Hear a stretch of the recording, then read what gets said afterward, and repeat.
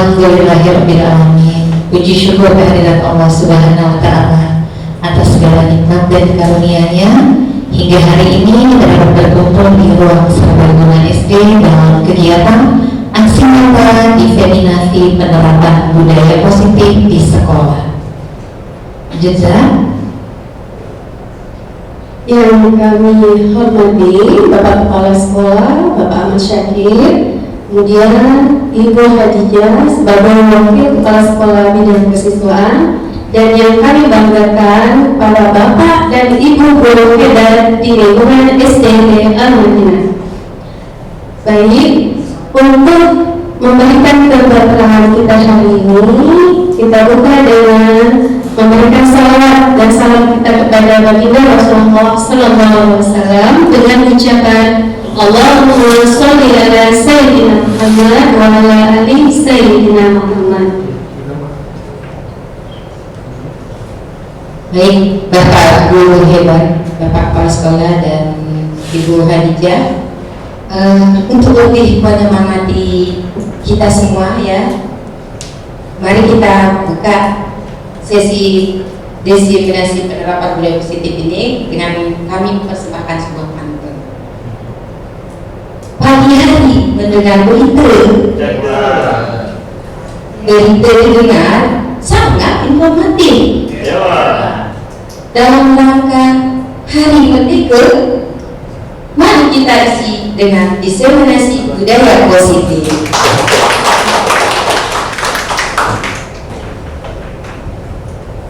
Banyak sudah semangat yang sudah dipanggilnya ya. Kita isi kemerdekaan ini dengan sesuatu yang sangat positif ya, Ibu dan Bapak yang hebat. Kemudian kita lanjutkan kegiatan kita dengan sama-sama mendengarkan kata sambutan yang akan disampaikan oleh Kepala SDT Al-Madinah, Ustaz Ahmad Syakir. Mohon kesediaan Ustaz, persilakan.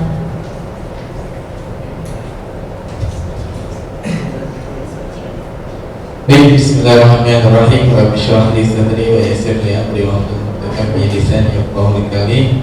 Assalamualaikum warahmatullahi wabarakatuh. Waalaikumsalam warahmatullahi wabarakatuh.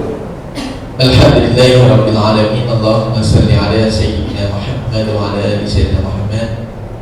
Yang kami hormati Ustaz Hadijah selaku Wakil Kepala Sekolah Bidang Kesiswaan, para ustazah, guru penggerak.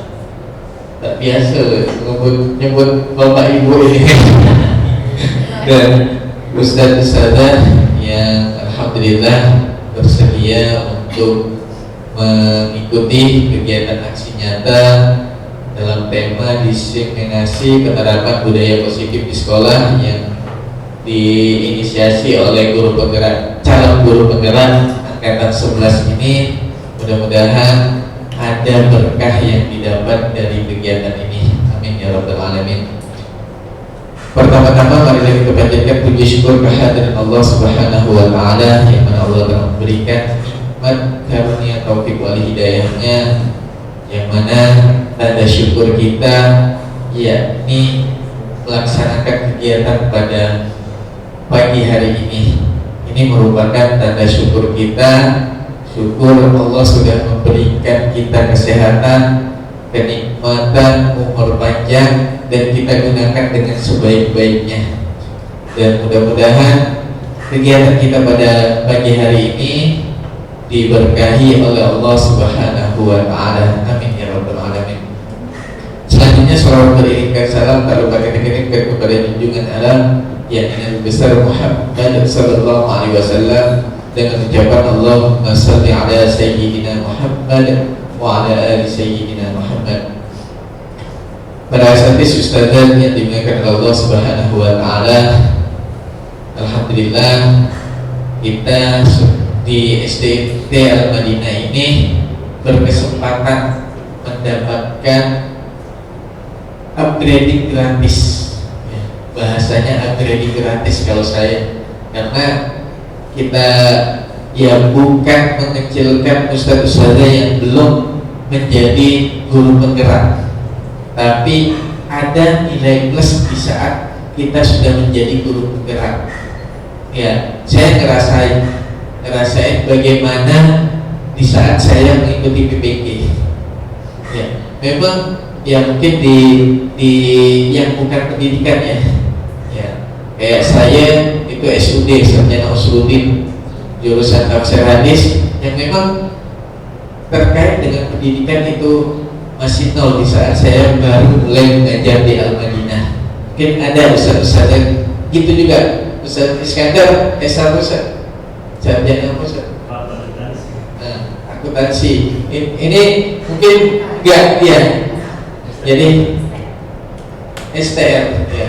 Jadi terapan akuntansi ya. Jadi terkait dengan ini, memang kita selaku guru ya, jangan sampai dianggap guru yang hanya gimana ya, jalan terakhir. Karena kerjaan yang kita sudah impikan dengan jurusan yang kita ambil itu kita nggak dapatkan, dan guru ini menjadi jalan terakhir. Alhamdulillah. Oleh karena itu di saat kita sudah Allah takdirkan menjadi guru, pastinya kita harus belajar guru sejati itu bagaimana. Ini, dan alhamdulillah pengimbasan terkait dengan guru penggerak ini, calon guru penggerak ini kemarin sudah dari Ustazah Hadijah. Alhamdulillah ada nilai positif yang didapat di sekolah kita, dan mudah-mudahan dengan banyaknya guru penggerak ada banyak juga nilai positif yang diterapkan di sekolah kita. Ya, memang sekolah swasta katanya itu main terabas-terabas saja dengan administrasi yang penting ada, tapi outputnya anak-anak kita itu wajib kualitas nomor 1. Akan tetapi di saat administrasi bagus, di saat proseduralnya sesuai, Ustazah Hadijah ya, Ustazah Hadijah ini yang selalu nggak prosedural, tapi di saat kita melakukan prosedural tapi outputnya nggak bagus, itu kalau saya lebih baik output. Tapi di saat prosedural bagus, output bagus, alangkah lebih bagusnya. Ini yang harapan kita bersama untuk Al-Madinah, dan Ustaz-Ustazah merupakan calon-calon pemimpin Istiqdaah Al-Madinah. Di saat Ustazah sudah mentekadkan diri, kalau isi jalan saya di Al-Madinah ini jalan saya, pastinya Ustaz-Ustazah akan menjadi salah satu pemimpin di Istiqdaah Al-Madinah. Karena Al-Madinah itu pemimpinnya itu gak seumur hidup ya. Kita dengar ketua RT seumur hidup, tapi kalau kepala sekolah Istiqdaah Al-Madinah itu cuma 3 tahun, dan itu akan dirubah-rubah terus. Dan di saat kita belum jadi kepala sekolah, ayo kita upgrading diri kita dengan upgrading perut kita dan upgrading ilmu-ilmu kita. Dan guru penggerak merupakan upgrading gratis yang luar biasa ilmunya, luar biasa terapannya, yang mudah-mudahan kita semua mengejar hal tersebut ya. Apalagi yang sudah SPD, yang memang mulus, jalurnya tuh mulus. Kalau saya BPG itu jalurnya agak kuat sedikit, jadi agak disertakan baru dapat PPG. Kalau yang Pak Mas, Pak Anto itu mulus karena memang SPD. Tapi kalau saya sertakan dikit, itu kemenang, alhamdulillah dapat ya. Jadi itu terkait dengan upgrading kita. Mari kita selalu fastabiqul khairat, berlomba-lomba untuk menjadi baik di hadapan Allah, bukan di hadapan manusia, di hadapan Allah. Itu saja mungkin dari kami. Semangat dan terus berkarya kepada calon guru penggerak, karena guru penggerak mungkin menjadi pelopor Ustazah Hadijah ya. Mudah-mudahan menjadi pelopor untuk kebaikan sekolah kita yang memang saat ini banyak banget PR-nya. Kita Al-Madinah ini kemarin sudah disampaikan, nampak mutiara banget Al-Madinah ini di kalangan BPMP, kalangan pendidikan di Kota Tanjung Pinang. Tapi nggak tahunya di dalam masih banyak duri-duri ataupun lubang-lubang yang harus kita benahi, sehingga bersinar di luar, bersinar juga di dalam. Kalau di buku-buku motivasi itu jadi intan. Jadi intan. Kalau buku-buku motivasi, buku intan saudara. Kalau berlian jangan intan, karena intan kalau berlian itu masih di bawahnya intan. Ya. Itu saja mungkin dari saya. Ya, dan kami berterima kasih banyak kepada ustadz-ustadzah yang memang langsung di-booking oleh guru penggerak, karena saya nggak berani ya, karena bukan di jam sekolah, jadi kami minta guru penggeraknya langsung untuk membooking ustadz-ustadzah, dan alhamdulillah semoga Allah balas kebaikan ustadzah-ustadzah dengan ilmu yang bermanfaat, dengan berkahnya umur. Amin ya rabbal alamin. Itu saja dari kami. Kurang lebih mohon maaf, pada Allah mohon ampun. Nastaghfirullahaladzim, nastaghfirullahaladzim. Wabillahi taufiq wal hidayah. Wassalamualaikum warahmatullahi wabarakatuh.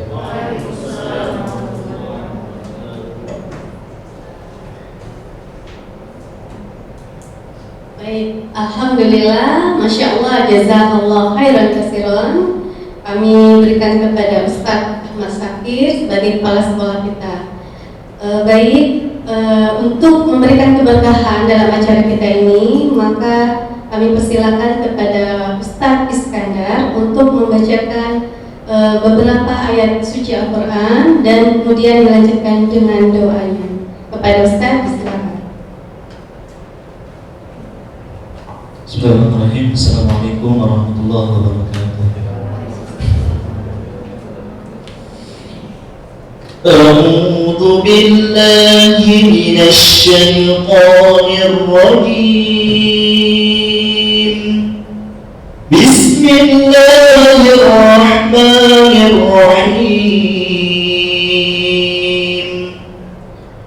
Wasyamsi wa duhaha والقمر إذا تلاها والنهار إذا جلاها والليل إذا يغشاها والسماء وما بناها والأرض وما طحاها ونفس وما سواها فألهمها فجورها وتقواها قد أفلح من زكاها وقد خاب من دساها كذبت ثمود بطغواها إذ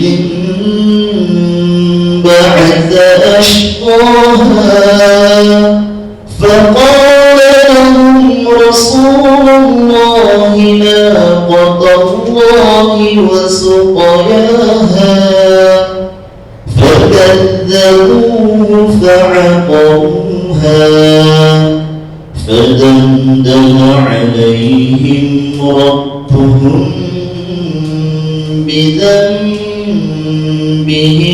فسواها ولا يخاف عقباها صدق الله العظيم. أعوذ بالله من الشيطان الرجيم. بسم الله الرحمن الرحيم. الحمد لله رب العالمين والصلاة والسلام على أشرف الأنبياء والمرسلين وعلى آله وصحبه أجمعين. اللهم صل على سيدنا محمد وعلى آل سيدنا محمد. اللهم اغفر لنا ذنوبنا ولوالدينا وارحمهما كما ربياني صغيرا ولجميع المسلمين والمسلمات والمؤمنين والمؤمنات الأحياء منهم والأموات برحمتك يا أرحم الراحمين. اللهم إنا نسألك رضاك والجنة ونعوذ بك من سخطك والنار.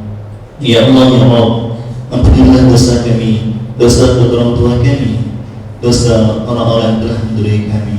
Ya Allah ya Rabb, pada hari ini kami melaksanakan kegiatan diseminasi penerapan budaya positif di sekolah. Ya Allah, jadikanlah kegiatan ini sebagai kegiatan yang bisa menambah ilmu dan menambah ketaatan kepada-Mu. Ya Allah ya Rabb, ampunilah dosa pahlawan-pahlawan kami yang telah memperjuangkan kemerdekaan negara kami ini, sehingga pada hari ini kami bisa menikmati kemerdekaan itu dengan selalu belajar dan menambah pengetahuan. Rabbana atina fid dunya hasanah wa fil akhirati hasanah wa qina adzabannar. Subhana rabbika rabbil izzati amma yasifun wa salamun 'alal mursalin walhamdulillahi rabbil alamin. Assalamualaikum warahmatullahi wabarakatuh.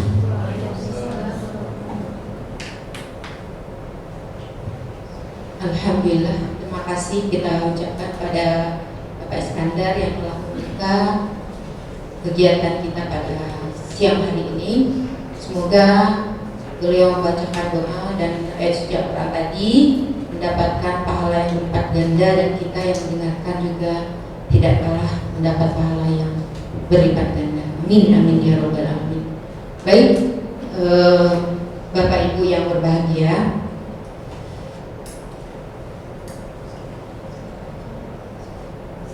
ya, seperti yang kita lihat ya, di sini di kesempatan ini kami akan mengajak Bapak Ibu untuk melakukan diseminasi budaya positif. Nah, kenapa hal ini penting? Ya, kita tahu ya bahwa budaya positif itu di sekolah kita itu sangat penting kita terapkan, kita budayakan gitu ya. Kenapa? Karena kita kan butuh lingkungan yang aman, yang kondusif itu untuk melahirkan, mewujudkan cita-cita pendidikan di sekolah kita ini. Nah, untuk itu apa yang perlu kita lakukan? Tentu kita harus melakukan pemahaman bersama.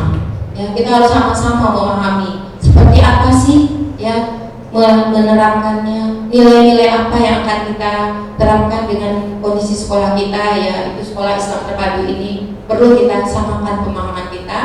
Nah, alhamdulillah ya, sudah selangkah kita sudah menyamakan pemahaman kita ya, bagaimana kita membangun disiplin dari dalam diri kita ya, bagaimana kita bisa mengontrol ya diri kita, bisa mengontrol orang, atau kita hanya bisa mengontrol diri kita sendiri. Dan tadi juga ada sama-sama kita lihat kasus tadi ya.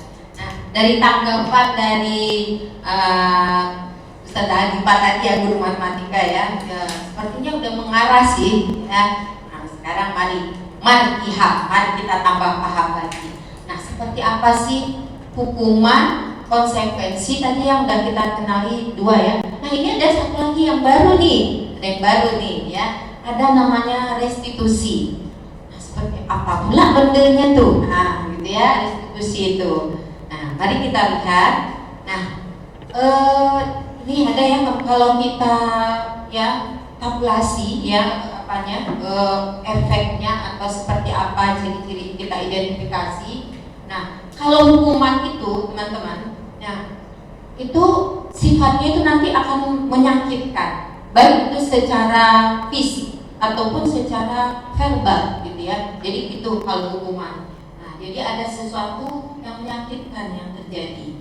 Nah, kemudian kalau kita bandingkan dengan konsekuensi, nah itu ya tadi mungkin sudah disampaikan sedikit, sudah ada di spill dikit ya.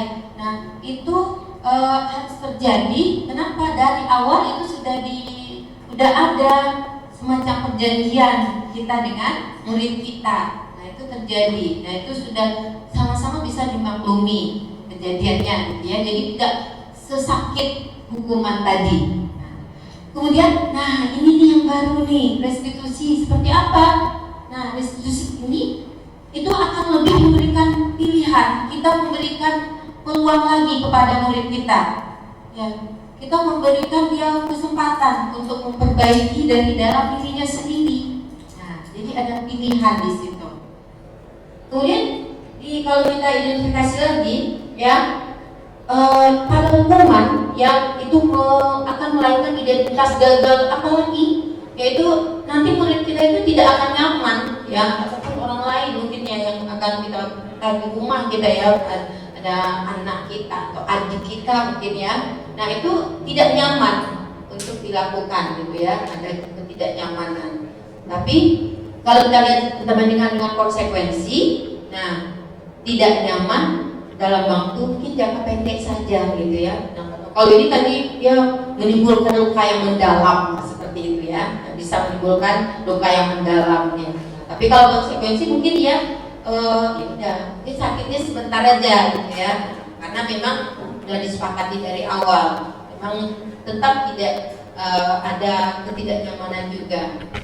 Tapi kalau pada yang namanya restitusi, nah itu akan melahirkan penguatan, ya, karena itu tadi, karena dia adalah pilihan yang dibuat oleh murid kita itu tadi, seperti itu.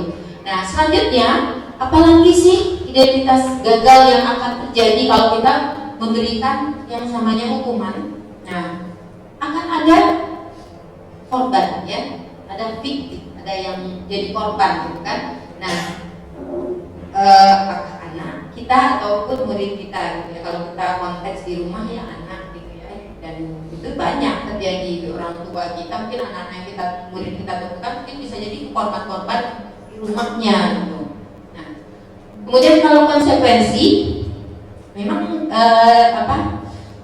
korban itu bisa diabaikan, ya, bisa diabaikan. Jadi dia bukan korban namanya, ya, tapi mungkin sekedar ketidaknyamanan saja, karena memang ada perjanjian di awal gitu tadi. Tapi kalau restitusi, nah korban itu kita tidak ada lagi namanya korban, ya, karena memang melakukannya dari dalam dirinya, ya, motivasinya itu dari dalam dirinya. Nah, apa yang nanti yang imbasnya, nilai positifnya, tentu dia akan mendapatkan penguatan karena dia memang termotivasi untuk memperbaiki sebenarnya, gitu, atas kesalahan, ya. Yang sesuatu itu memang kesalahan itu, ya, tapi yang wajar terjadi, dan dia berpeluang sendiri, dia yang menemukan solusinya, dia akan menemukan jalan sendiri. Jadi kita hanya membantu anak kita, membantu murid kita untuk menemukan pilihan bagaimana dia memperbaiki diri. Nah juga nih, kalau ada lagi nih, masih banyak, ya. Nah kalau kita data lagi, nah kalau hukuman itu ada perilaku pasif agresif, gitu ya. Jadi akan menimbulkan sesuatu yang agresif, murid bisa nanti menjadi ya tantrum atau bagaimana, gitu ya. Jadi sesuatu yang tidak, bahkan semakin tidak kita inginkan, gitu. Nah, itu kalau konsekuensi penguatan hanya bertahan dalam jangka waktu pendek. Nah, memang ada nilai positifnya, tapi itu hanya dalam jangka pendek, gitu, teman. Nah, dan konsekuensi ini juga harus kita monitoring terus, ya, harus kita awasi terus, ya, kita harus terus mantau terus, ya, lumayan kerja kita, gitu kan, karena memang dia tidak nyaman sebetulnya, ya, walaupun ada perjanjian awal dia sebetulnya nggak nyaman, gitu kan. Tapi kalau restitusi, insya Allah, ya, solusi itu akan, ya, memang cocok, gitu ya, dengan permasalahan yang terjadi, memang penyelesaian masalah banget, gitu. Nah, kemudian juga ada nilai-nilainya, nilai-nilai kebaikannya, mereka menjadi bertanggung jawab, dia belajar bertanggung jawab. Kemudian selanjutnya, kalau hukuman, berlaku hanya pada sebuah institusi, tidak berlanjut pada kehidupan nyata. Jadi di momen itu saja. Kalau dia namanya ikhlas, misalnya ikhlas saja, tidak karena ya dalam konteks itu saja gitu ya. Jadi tidak bisa mengimbas ke nilai-nilai kehidupan yang lain gitu kan. Dia peran-peran apa yang nanti akan dilakukan ketika dia misalnya berada di pergaulan di luar kelas gitu, ataupun dia di tetangganya, di teman sebayanya di rumah, itu tidak ada nilai efek positifnya gitu. Tapi kalau konsekuensi itu akan membantu penerapan mengikuti peraturan dalam masyarakat, ada sih, ada. Nah, kalau restitusi itu akan fokus pada pemecahan masalah dalam jangka waktu panjang dan skop yang lebih luas lagi. Karena dia akan membawa nilai-nilai positif yang dia dapatkan tadi ketika dia menjalankan peran-peran lain dalam kehidupan. Seperti itu kira-kira teman-teman ya. Nah kemudian ini kalau hukuman itu, nah ini kalau kita apakan ke bahasa ya, peraturan ini adalah kamu harus, itu laku kerasnya gitu ya. Tapi kalau kita misalnya ingin ini mau membuat konsekuensi dalam sebuah konsekuensi, biasanya kita apa peraturannya, kira-kira bisa nggak dilakukan? Ada semacam negosiasi kita dengan murid kita ya teman-teman ya. Nah seperti itu. Nah kalau restitusi seperti apa kita mau realisasikannya? Kira-kira apa yang akan kamu yakini?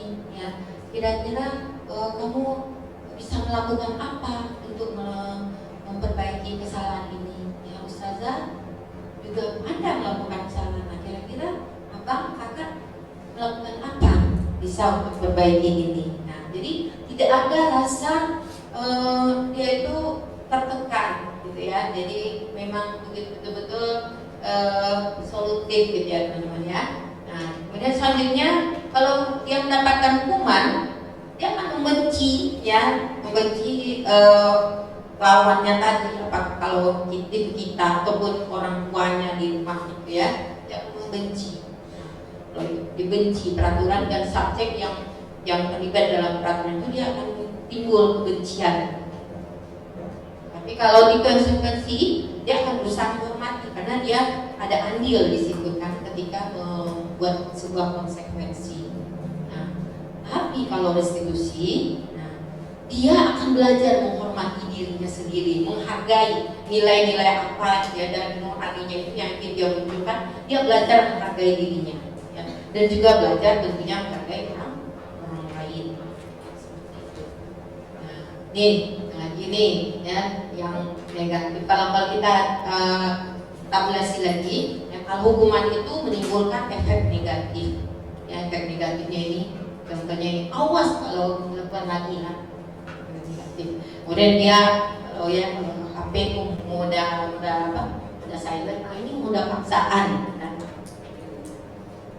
kalau kita bandingkan dengan konsekuensi, lakukan apa yang saya katakan, kan? Nah, kemudian dia namanya stimulus respon. Nah, tapi kalau restitusi, apa hal yang positifnya gitu ya? Apa hal ini yang sesungguhnya ingin kamu lakukan? Dari kesalahan ini, dari kejadian ini apa sebenarnya yang sesungguhnya yang bisa Anda lakukan, kan? Abang, kakak lakukan. Jadi positifnya itu tadi, dia akan membangun disiplin dari dirinya, yang itu kita sebut dengan teori kontrol. Yang tadi kalau kita hubungkan dengan yang tadi ya, yang disampaikan Ustazah Misna tadi. Jadi itu yang membangun kontrol diri. Disiplin itu sesungguhnya adalah kontrol diri pribadi kita masing-masing. Itu yang kita bangunkan, kita ingin belajarkan kepada anak-anak kita. Nah kemudian negatifnya sebuah hukuman apa? Itu akan cenderung menyalahkan diri. Dia bisa menyalahkan dirinya seperti yang tadi Ustaz Iskandar sampaikan ya. Dia akan berada pada kondisi menyalahkan dirinya, dia memblok dirinya, biasanya nggak bisa, ini saya nggak akan mau. Jadi dia membuat batasan dulu terhadap dirinya gitu ya. Nah, dia saya nggak akan bisa, sehebat apapun guru nanti saya. Jadi melahirkan mental illness nanti pada anak-anak kita gitu ya. Nah, tapi kalau konsekuensi ya itu bisa merupakan Tuhan, bisa sih ya, karena memang dari awal disepakati gitu ya. Nah, ada kebaikannya, ada konsep yang terbangun itu baik, lumayan baik ya. Juga belajar mentaati peraturan. Tapi kalau restitusi itu akan lebih mendorong disiplin positif lagi, ya, disiplin dari dalam diri, motivasi intrinsik dari dalam dirinya. Kemudian juga akan melahirkan konsep dirinya itu kuat, ya, karena memang nilai-nilai dari dalam hati nuraninya itu yang kita gali. Jadi dia belajar menyelesaikan masalah. Nah, yang terakhir ini mencoba mengontrol anak kalau hukuman ya dengan penguatan negatif. Kemudian dia membayar kesalahan kan kalau hukuman itu sifatnya. Nah, tapi kalau konsekuensi mencoba mengontrol anak dengan penguatan yang positif. Artinya mengontrol dari luar juga gitu kan. Nah, tapi beda kalau restitusi yang anak itu melakukan kontrol terhadap dirinya sendiri. Jadi kontrol diri yang terbangun, bukan dari luar. Kira begitu ya teman-teman ya, Bapak Ibu. Makin jelas ya kita ya, makin paham. Nah, ini dampaknya ya, dampak hukuman ya, kita yang bisa jadi yang emosi, menjadi muncul kemarahan gitu kan, atau enggak bisa juga dia merasa rendah diri gitu kan, dia nggak punya percaya diri gitu. Nah, menjadi orang yang terasing, bisa macam-macam apanya ya, dampak dari sebuah hukuman. Tapi kalau konsekuensi, nah bisa kehilangan hak tentunya dalam waktu yang tertentu tadi, dalam waktu yang kita buat tadi ya. Nah, tapi kalau kemudian juga sudah diketahui karena memang ada perjanjian. Tapi kalau restitusi, nah dia memang tidak kehilangan waktu, namun bersemangat untuk memperbaiki dirinya, karena dia memang ya dari dalam dirinya gitu ya, dia tidak merasa tidak ada terpaksa, tidak ada tekanan gitu untuk memperbaiki kesalahannya itu tadi. Itu selanjutnya kalau hukuman ya itu tadi sesaat dia sudah dibayar, sesaat itu dikasih gitu kan, sifatnya momen gitu kan, insiden gitu. Nah, kalau konsekuensi ya ada keterlibatan, ada komunikasi dua arah kita dengan diri kita. Nah, kalau restitusi ya memang dari anak itu sendiri yang memperbaiki. Kita hanya membantu dia untuk memperbaiki dirinya. Kita hanya sifatnya sebagai guru atau sebagai orang tua membantu saja. Dia sendiri yang melakukannya tanpa ada tekanan ataupun paksaan dari kita, dari pihak luar gitu ya. Nah, kemudian juga ini ya, kalau hukuman itu menyakitkan ya, kalau konsekuensi, nah itu bisa membantu guru untuk menyatakan peraturan, melakukan peringatan dan menerapkan konsekuensi. Jadi itu sifatnya mengingatkan gitu, sebuah kesepakatan awal yang sudah dibuat. Nah, selanjutnya kalau restitusi menguatkan guru ya. Guru itu menyebutkan keyakinan kelas. Jadi diyakini nilai-nilai apa, nilai-nilai kebaikan apa yang akan sama-sama diwujudkan gitu ya. Nah, kemudian guru sifatnya ya membimbing ya, supaya anak-anak kita itu bisa mewujudkan nilai-nilai itu ada di dirinya sendiri. Ya. Nah, sekarang ini ada beberapa kasus ya. Nah, Oke, boleh. Nah, kita coba ini aplikasikan ya. Kita coba telaah, ini ada beberapa kasus. Ini boleh nih kelompok A, kelompok B, kelompok C, kelompok D. Ya. Semuanya tulis Ya. A ya, Ustaz ya. B C Silakan. D ya.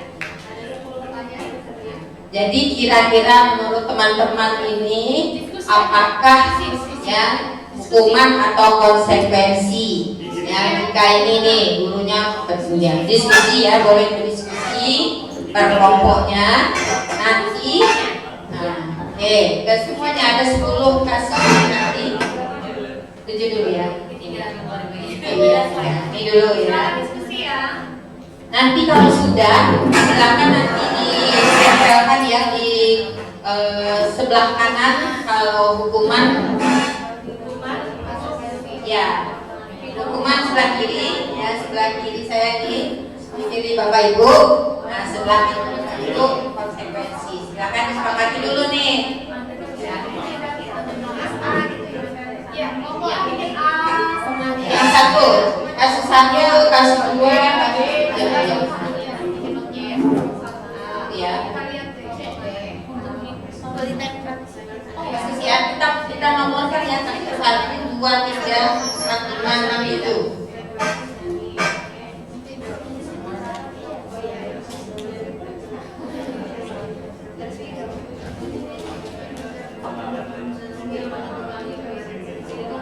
Pakai nomor jangan lupa ya, Zah. 1 sampai 7 ya.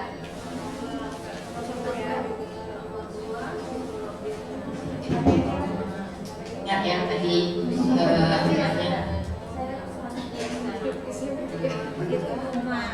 efeknya, misalnya dari segi efeknya kira-kira Satu lembar stiker untuk 1 nomor ya.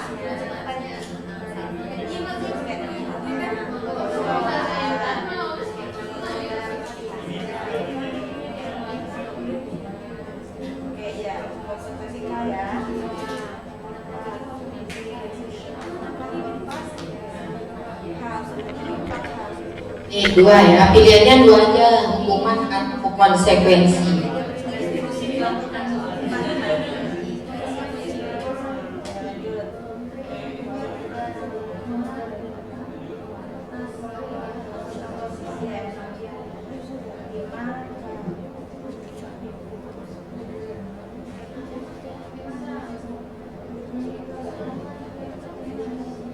Tentunya 3 jam ya. 3 menit kali. 3 menit cukup 7 soal saya, yang 3 lagi ya.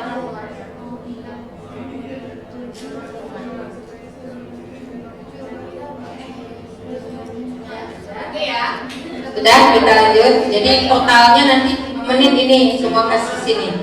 Kalau ada yang mau naik lagi boleh, naikkan lagi, naik lagi nih. Oke, ya kita turun naik aja. Saatnya boleh. Oke, turun Ustazah. Ya kali ya hukuman.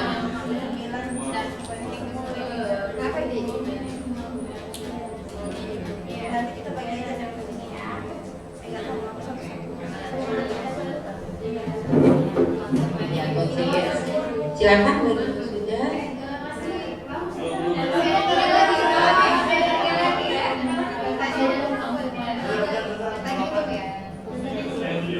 Tujuh naik lagi Ustazah Karina.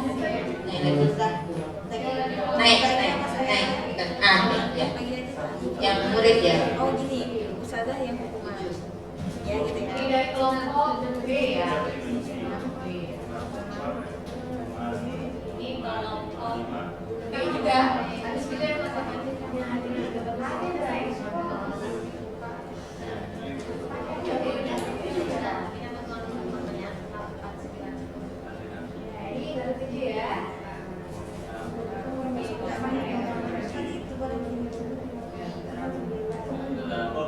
lanjut. Next.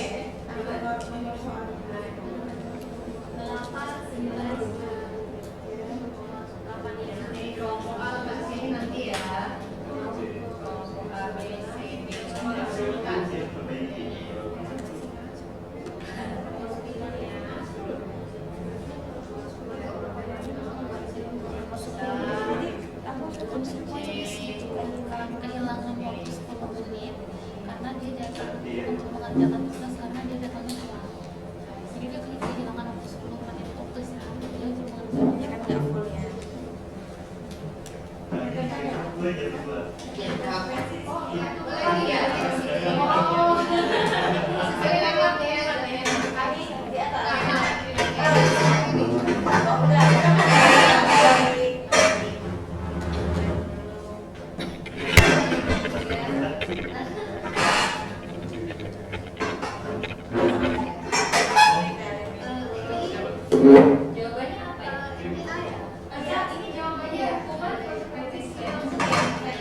hukuman. Berarti ini menurut kelompok B, kasus 1 ini hukuman, kasus 2 hukuman, kasus 4 hukuman, begitu. Nanti saya tingkatkan boleh. Ini sudah dirangkum semua ya? Oh gitu. Baik.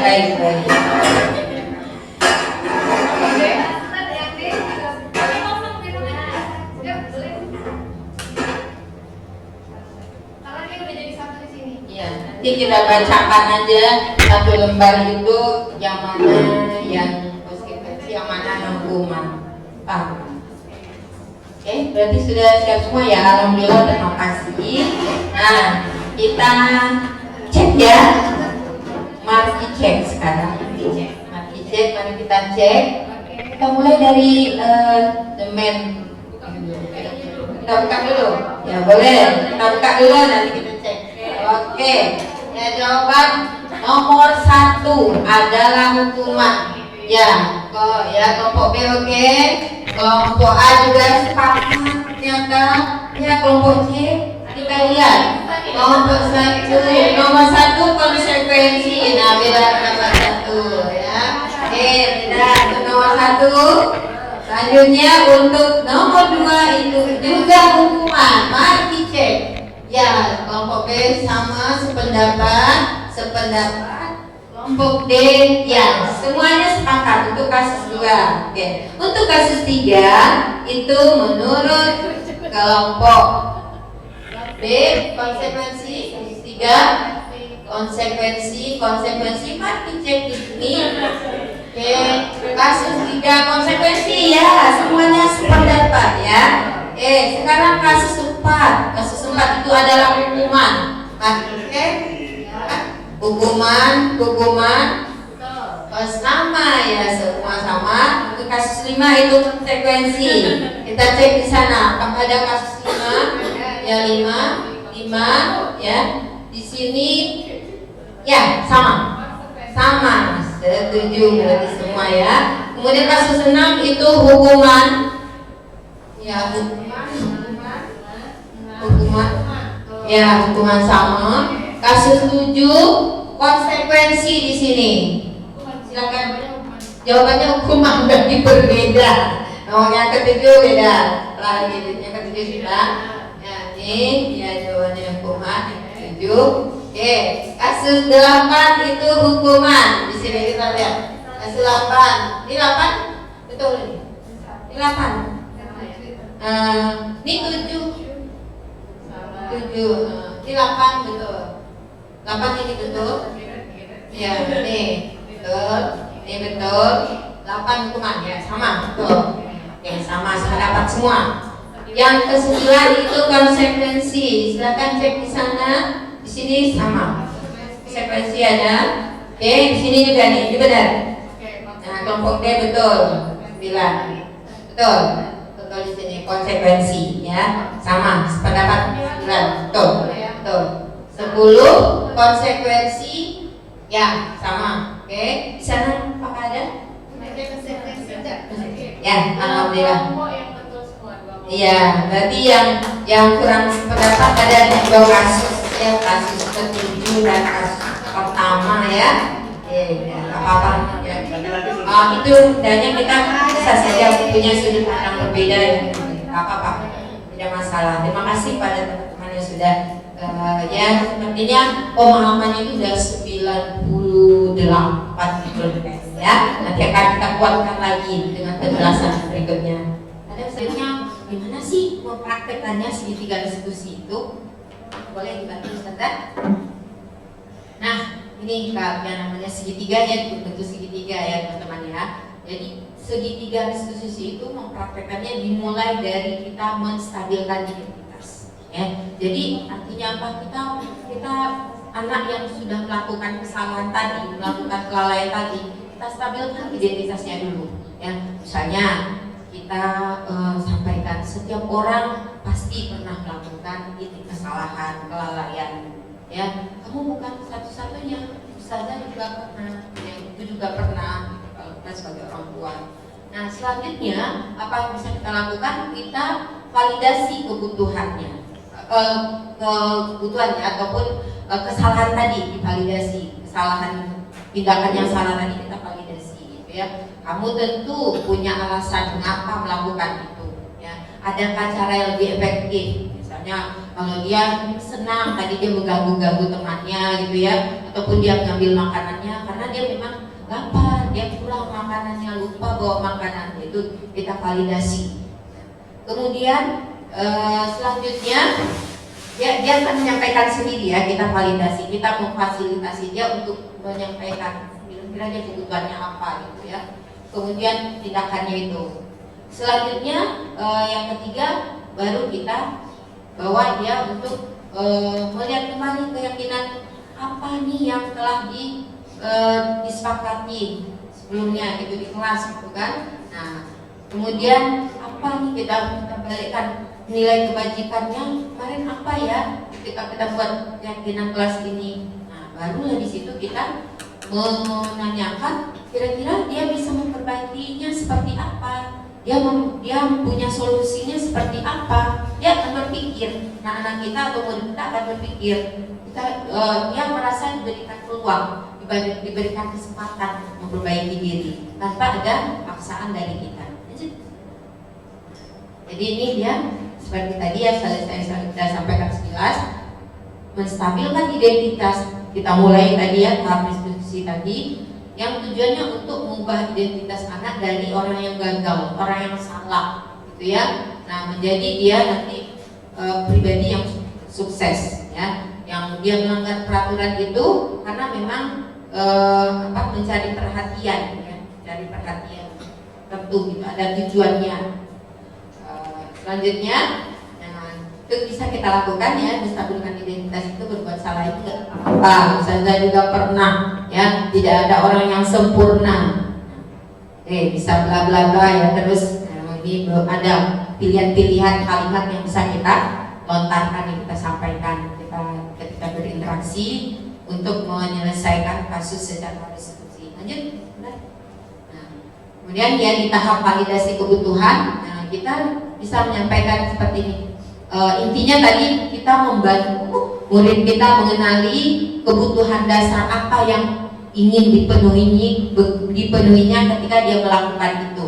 Ketika dia melakukan kesalahan itu, dia sebetulnya karena apa gitu, karena ingin apa, ingin senang kah, ingin karena lapar kah, ataupun karena ingin diakui kah, atau karena ingin dia mendapatkan kasih sayang kah, merasa kurang gitu ya, disayangi.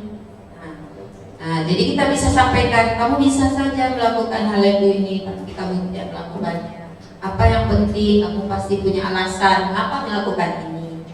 Nah, ya. Lanjut, yang terakhir kita tanyakan keyakinan kelas kita ya.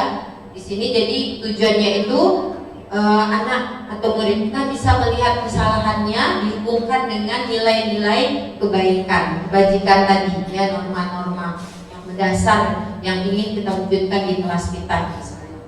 Nah ini contohnya ya. Kemudian ada intervensi 30 detik. Kita berikan kesempatan dulu. Kita berikan kesempatan dia berpikir gitu ya sebenarnya. Nah, seperti itu ya teman-teman ya.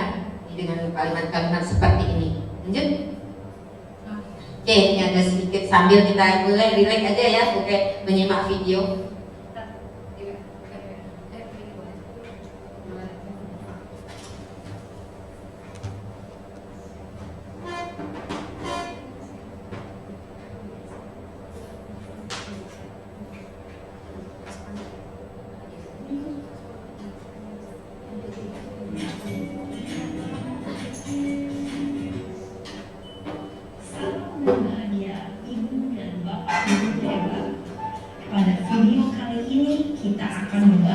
Tentang salah satu program disiplin positif yang diterapkan di lingkungan sekolah yang dikenal dengan nama restitusi.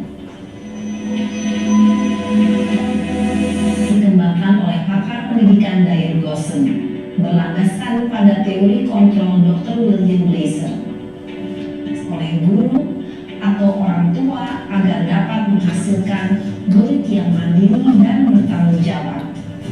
Pada saat guru di posisi manajer, aspek ditanamkan pada murid adalah motivasi intrinsik, sehingga penanaman nilai-nilai kebajikan dapat tumbuh dan berkembang menjadi suatu kebiasaan positif yang akhirnya membentuk karakter bukan pada ketiga sisi pada segitiga restitusi. Sisi pertama adalah menstabilkan identitas. Sisi yang kedua adalah validasi tindakan yang salah.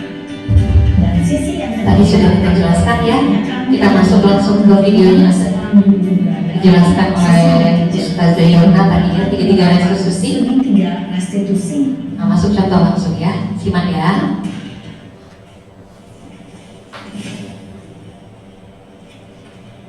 Siang Sarah. Siang Pak. Sudah lama nggak ketemu Sarah? Kenapa hari ini ada di sini? Kesel Pak, kesel banget. Masa aku dikatain tukang fitnah Pak? Ya aku marah lah. Aku dari ngatain Eka di depan kelas. Kesel banget. Oh begitu. Ya pasti kamu marah dan kesal.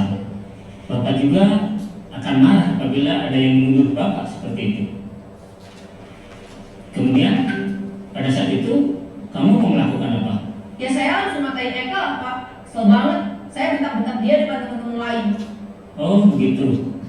Pasti kamu melakukan seperti itu karena suatu alasan tertentu kan?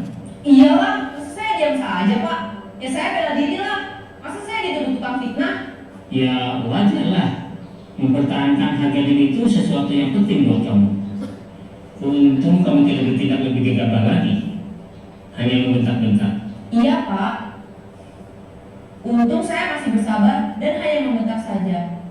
Sudah gemes padahal. Saya pasti bela diri lah. Ya pasti ya.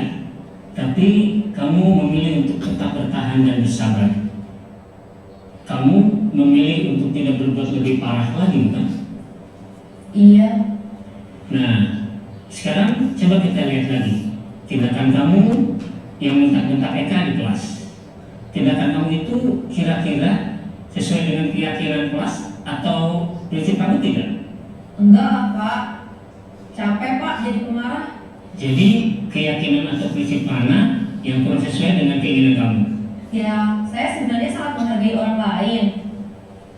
Mungkin saat itu saya menjadi emosi, jadi tidak menunjukkan sikap itu. Kamu meyakini tidak? Menghargai orang lain itu penting buat kamu. Yakinlah Pak. Iya, setuju. Kita harus saling menghargai. Namun, ada juga keyakinan yang kita sepakati yang perlu kita jalankan apabila kita sedang marah, bukan? Ya saya bisa lebih proaktif, mulai dengan diri sendiri. Saya bisa jadi lebih bersabar, mengambil waktu jeda untuk berpikir mau apa selanjutnya. Kira-kira kamu bersedia memperbaiki masalah ini tidak? Bersedia Pak. Kalau kamu memperbaiki masalah ini, kamu akan menjadi orang seperti apa? Saya akan menjadi orang yang bertanggung jawab kali ya Pak. Dan senantiasa proaktif. Iya, menurut kamu bagaimana rasanya menjadi orang seperti itu? Ya nyaman lah, bangga bisa bersabar dan menahan diri. Baiklah kalau begitu. Yuk kita pikirkan bagaimana memperbaiki masalah ini. Itu ya kira-kira ya Bapak Ibu teman-teman semua, bentuk prakteknya. Nah sederhana mungkin bisa kita terapkan di anak-anak kita. Nah kami sudah mencobanya dengan mungkin anak SMA ya, insya Allah bisa. Mungkin dengan kalimat yang lebih simpel lagi buat anak kita di tingkat sekolah besar. Ya, nah ini 5 posisi kontrol. Jadi kita sebagai dalam menyelesaikan masalah itu, di mana kita harus menempatkan diri kita. Ya. Ini ada videonya. Salam bahagia Ibu dan Bapak Guru hebat. Dalam penerapan disiplin positif restitusi, salah satu program yang dikembangkan adalah 5 posisi kontrol. Didik agar dapat mengenali dirinya. Pada video kali ini, kita akan membahas tentang 5 posisi kontrol yang dikembangkan oleh Diane Gosling dan contoh penerapannya. Membuat merasa terangkat balik. Pertama ini kita agak cepetin aja nanti ya. Ini yang pertama sebagai penghubung, posisi sebagai penghubung. Ini ya, ikan ya Bapak Ibu ya. Ya ada kata-kata yang menghubung dengan kalimat yang kasar secara verbalnya. Kamu deh, pasti terlambat.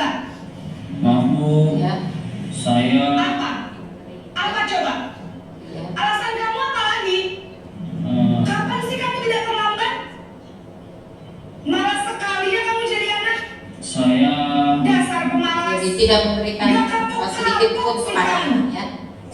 Boleh dicepetin dulu Bu. Yang berikutnya yang kedua, saya dicepetin aja. 2 kali. Kamu ngelawan ibu. Oke, itu tadi ya. Berani-beraninya jawab. Sudah terlambat, masih berani jawab enggak?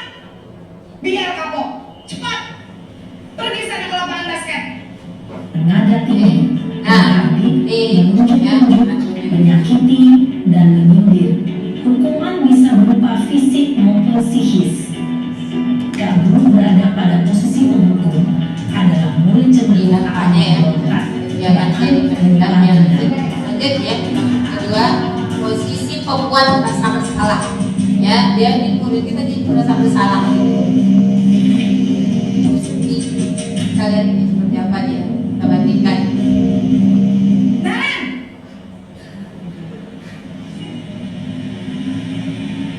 Selamat pagi Bu. Naren, kamu kenapa terlambat lagi nak?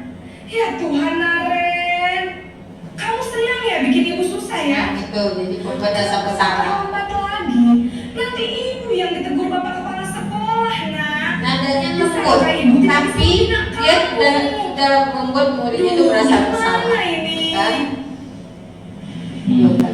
Ya. Duh Gusti Naren, kamu suka ya kalau ibu ditegur bapak kepala sekolah? Terus sekarang ibu harus tulis apa ini di buku absen? Ini kamu sudah mendalam lagi dia melontarkan kata-kata membuat muridnya merasa bersalah. Maaf Bu, maaf sekali. Ya sudah, lain kali jangan bikin ibu susah lagi ya nak ya. Ibu tidak akan kuat lagi kalau kamu begini terus. Bertubi-tubi. Kalau ibu tegur bapak masih dilontarkan bertubi-tubi. Maaf ya merasa Bu, bersalahnya. maaf sekali. Muridnya juga semakin merasa bersalah. Lanjut ya. Oke, lanjut. Nah ini posisi teman, posisi yang ketiga. Nah, jadi sebagai posisi teman. Lihat, perhatikan ekspresinya Bapak Ibu ya sebagai teman.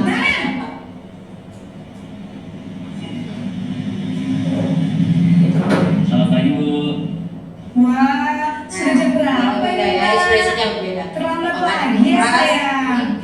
Iya Bu, habis ibu saya lupa bangunkan saya Bu. Kamu malah menyalahkan ibu kamu. Kamu bukannya anak yang larinya paling kencang. Kok terlambat sih? Iya Bu, saya memang terlambat bangun tadi. Jadi biarpun saya lari kencang, tetap gak kejar Bu.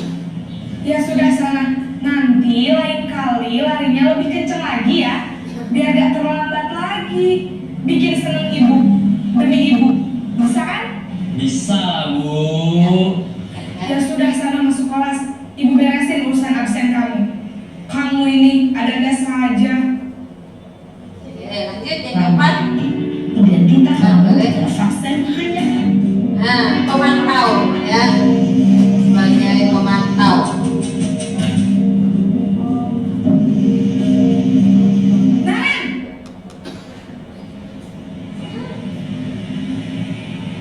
Selamat pagi Bu. Naren, apa peraturan sekolah kita tentang jam berapa kita harus masuk sekolah nak? Kita harus di sekolah jam 7 Bu. Iya betul, sekarang sudah jam 7.20. Naren sudah tahu konsekuensinya jika terlambat hadir. Paham Bu, saya harus tinggal kelas pas jam istirahat selama 20 menit. Iya benar, konsekuensinya demikian. Jadi nanti jam 9.30 pas istirahat, kamu harus tinggal di kelas, kerjakan tugas tambahan untuk ketertinggalan kamu, ya? Baik Bu. Itu ya sebagai pemantau dan posisi warna. Lanjut yang terakhir, nah ini sebagai manajer. Perhatikan apa yang dilakukan oleh ibu gurunya dan bagaimana ekspresi muridnya. Selamat pagi Bu. Selamat pagi Naren. Maaf Bu, saya terlambat. Iya, sekolah masuknya jam 7, sekarang sudah jam 7.20. Jadi sekarang bagaimana ini Naren? Maaf Bu, saya lupa setel alarm saya semalam.